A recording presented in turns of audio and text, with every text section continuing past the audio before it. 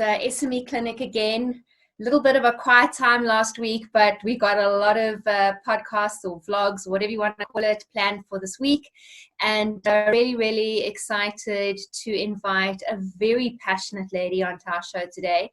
And I definitely think, you know, everyone's talking COVID and survival, and it's very relevant, but there is an agenda, excuse the pun, you'll understand why, that should not be ignored in this time. And if I think some people were saying, we were chatting about it this weekend, that COVID's also kind of highlighted the things we were pushing under the carpet, you know, and only a few were saying is an issue, but right now everything is very exposed. So we're going to enjoy this expose then on that same thought with Lebo Biko.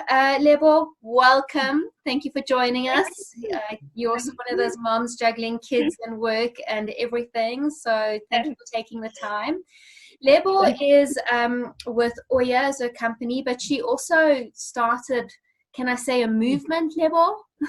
You can. Okay. You can. That's what we're hoping it will be. Yes. Yes, exactly. And it's Womanomics Africa. Very much looking at, well, I'm not going to tell you what it is. Lebo, tell us about Womanomics. Tell us about Oya. Wonderful. Thank you so much for the opportunity. I think it's also a relief for me to kind of get away from being the mom and the teacher and the coach and everything. I think we've just found ourselves in this space and trying to navigate it so much over the last couple of weeks. So it's wonderful to get to talk about the other stuff that I'm passionate about. And yes, Oya is, I love how we started Oya actually. Oya is the Nigerian goddess of the winds of change, of women empowerment, of the women's marketplace, of disruption. And we thought it was an opportune time, I think, when we started the organization many years ago, when it was around the Africa Rising narrative. And we were talking a lot about Africa Rising and how great it's going to be. And, you know, 6 of the 10 fastest economies are going to be on the continent. And my business partner and I thought, wow, it's wonderful, but where are the women? Where's the women's voice? Where's the women's participation in this? But also, where's the women's voice in defining what that narrative looked like? And that's when we started Oya. And Oya was really founded around saying our vision and our mission is to make sure that women participate more effectively in key parts of the economies that drive growth across the continent. And essentially that's what we're around. And it was really premised around 3 things. That is, there's an Africa Rising narrative, there's an appreciation that Africa cannot grow in isolation in terms of other countries. They have to come together, and it's not possible for the continent to grow without half its population. And so Oya was founded, and Oya's focus is around scaling up women to do business across the continent. And Womanomics is the NGO that we founded together with Oya, which is really around saying, how do we then create a space, a platform where the right conversations are happening? How do we make sure that those conversations begin to connect women to information and to insights? And how do we make sure, when we have achieved this movement, as you call it, of making sure that women we have a bold vision of saying, if the continent is going to do is going to do $3 trillion US, $3 trillion US, why is it not women doing half of that, right? So if women are going to be part of it, how are we going to know that they're achieving that? And so part of our mission is actually to begin to research what does it mean for women to participate and make sure that we're holding those accountable to make sure that it happens. Yeah. Fantastic. I think a very worthwhile focus and movement, and I would say calling at the right time. I know there are many that are very passionate about the same message, but just love the initiative and love the company name, never mind that. Lebo, why do you think, one of the things you and I discussed prior was South African entrepreneurship at the moment, but, you know, almost encouraging them not to just look within our own borders. I don't want to talk around COVID, but, you know, the world has changed. What do you think around that? Well, I think it's important. I think more and more there's a realization that as countries on the continent, we don't operate in isolation. And I think when we started our work, it was pre the free trade agreement, Africa Continental Free Trade Agreement, which we're so excited about because it provides a really great backdrop that says, if this continent does a bit more trade with itself. I think the numbers are around, currently, I think we're trading between 11 and 15%.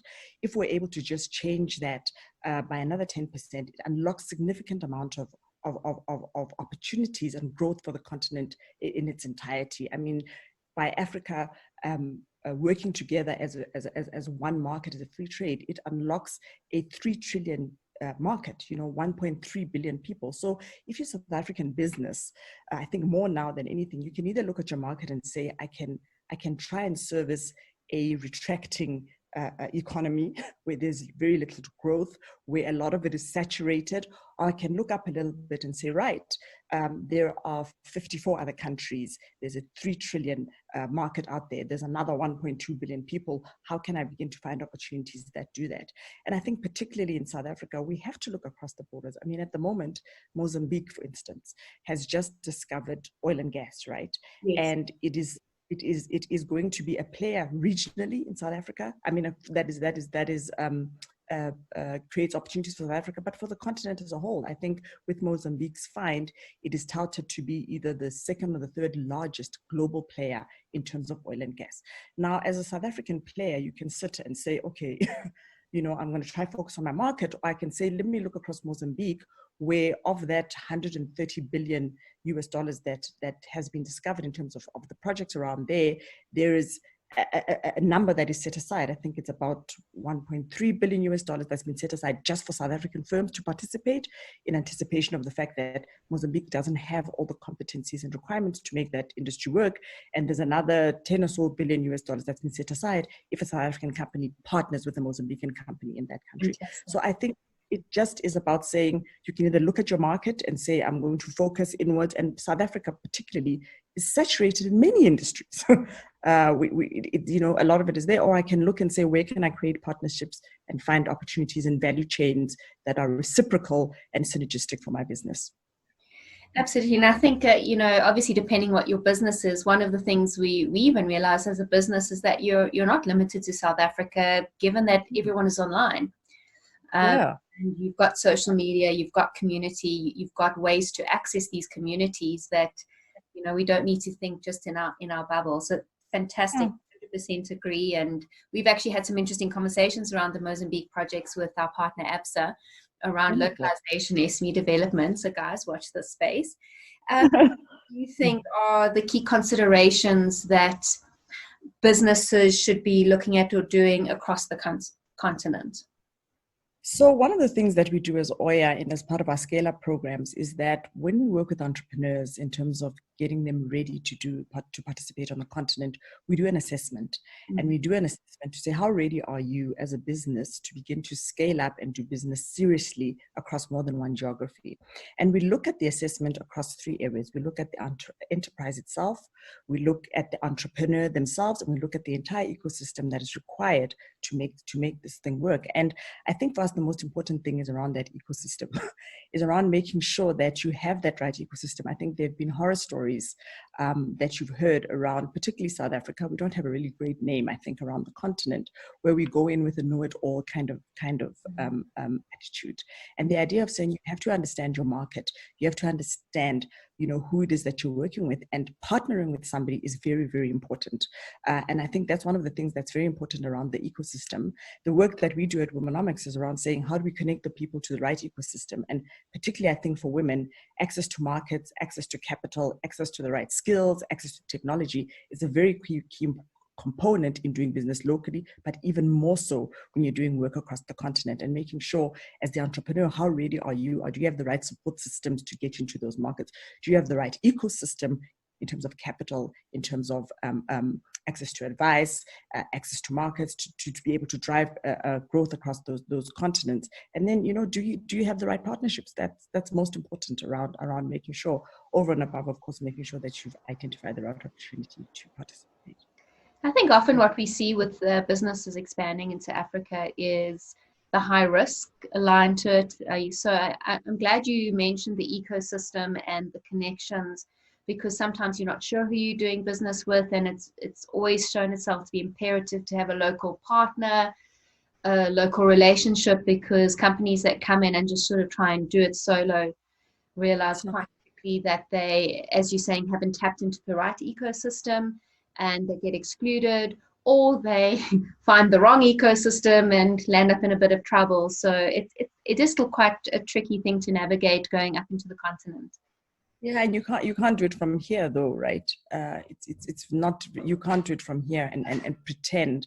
I think many organizations, whether they do it across markets or whether they even, I mean, I've had stories of organizations even in South Africa that try and get their product into different parts of demographics of just South African market, and assuming because they've built it for a particular target audience, it's going to work, you know, and just cut and paste across. And you cannot do that. You can't assume that you understand your environment unless you actually go in and get in-depth appreciation of what that looks like. And I mean, and many of those markets, like we do, have localization strategies, you know, an equivalent of a BE.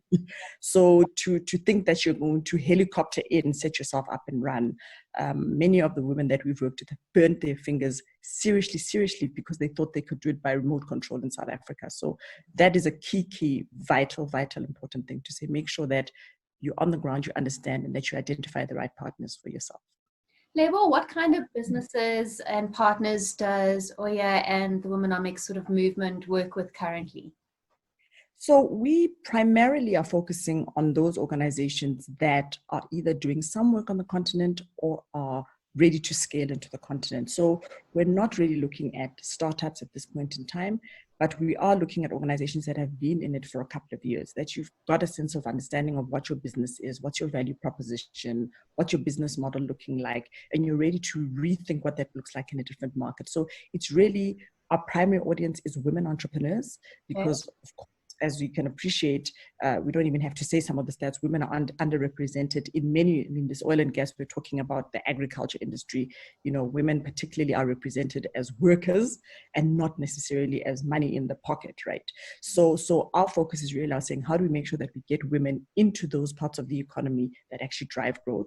But it is the growth-oriented entrepreneur. It is the entrepreneur who's been in it for a while, a couple of years, and really wants to scale up and grow, and really interested in making sure that they're expanding their business, not just in South Africa, but across the continent. Fantastic. And I mean, I think there's so many businesses I can think that would benefit from getting to know Oya and seeing if there was something you could work on together in the future. What can businesses do? Can they contact you? What are the options if I was a small business or even maybe more of a corporate business wanting to the Womanomics agenda? Oh, so you can log on to our website, which is www.womanomics.net. So Womanomics is WOMANICS. Is that right? Womanomics, singular, womanomics.net. Yes, Womanomics, the economics of women. So they can log on to womanomics.net, and there they can get a sense of what we do. I mean, similar to you, over the last couple of weeks, we've been running online circles just to support women entrepreneurs, particularly locally, but also with a vision of thinking about how they can participate on the continent. And they can see some of the things that we do. We do boot camps, we do workshops, we had a conference in the past, and they can see the work that we do, and they can subscribe. So there's a page there where you can say, add me to your mailing list, and you can get a sense of some of the stuff that we do. I think that's probably the best place for you to engage, and then we can take it from there.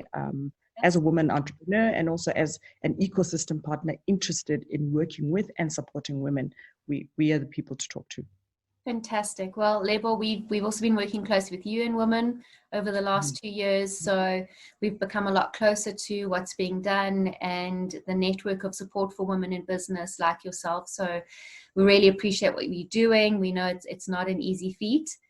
And we do hope to host and have you with us in some of the physical events. But if not, we're online now too. So watch the space, and all the best. And we definitely hope that with the reset button that we've received, it's also allowing some opportunity for new business ideas and for women to participate a lot more meaningfully in the economic agenda. And it should, right? Because I think as we're looking inward as countries to say, how do we beef up some of the spaces that we haven't in the past? I think even the continent is having that conversation.